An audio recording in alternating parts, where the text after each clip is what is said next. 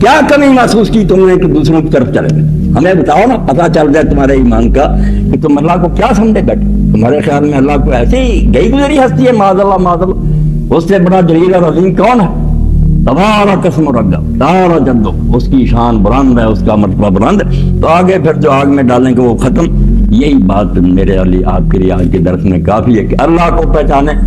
اللہ صحیح سمجھ میں آ گیا نا، سارے مسئلے حل ہو جائیں. کوئی دفتروں کی ضرورت نہیں، مناظروں واسوں کی ضرورت نہیں. اللہ کی صفات پہچان کہ ہر شے کو جاننے والا، ہر شے پر قادر، سب سے بڑا مہربان، سب سے زیادہ قریب. ایسے خدا کے ہوتے ہوئے اگر غیروں کی طرف رجوع کرتا کوئی بات نہیں. میں نے صبح درس پر لوگ بیٹھے تھے، کہا کہ ایک خوبصورت عورت کسی عالم دین کے پاس کی تھانی کر رحمۃ اللہ علیہ بیان فرما. اس نے کہا میرا خاوند دوسری شادی کرنا چاہتا ہے. تو انہوں نے کیا حضرت نے کہ ٹھیک ہے، شریعت میں اس کو حق ہے کہ وہ دوسری شادی کرے.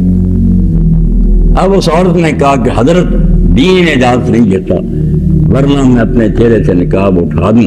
تو آپ خود کہیں گے کہ ایسی بیوی کے ہوتے ہوئے دوسری بیوی کا کیا سوال پیدا. جب اس نے کہا تو حضرت بے ہوش ہو، غشی تاری ہو گئی، بہت روئی.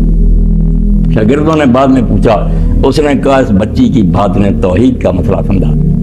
ایسے خدا کے ہوتے ہوئے جب دوسروں کی طرف لوگ جاتے ہیں، ایک عورت سوکر نہیں برداشت کر رہی کہ میں ایسی حسین اور میرے ہوتے دوسری لائے، تو خدا کیسے برداشت کرے کہ جب مجھ میں کوئی خامی نہیں، ہر لحاظ سے لہو الاسباب ہوتا، مجھ میں کیا خامی دیکھی ان نامرادوں نے کہ دوسری طرف روکیا؟ نہیں بخشے گا، اور ہر جرم بخش دے گا، یہ نہیں بخشے گا.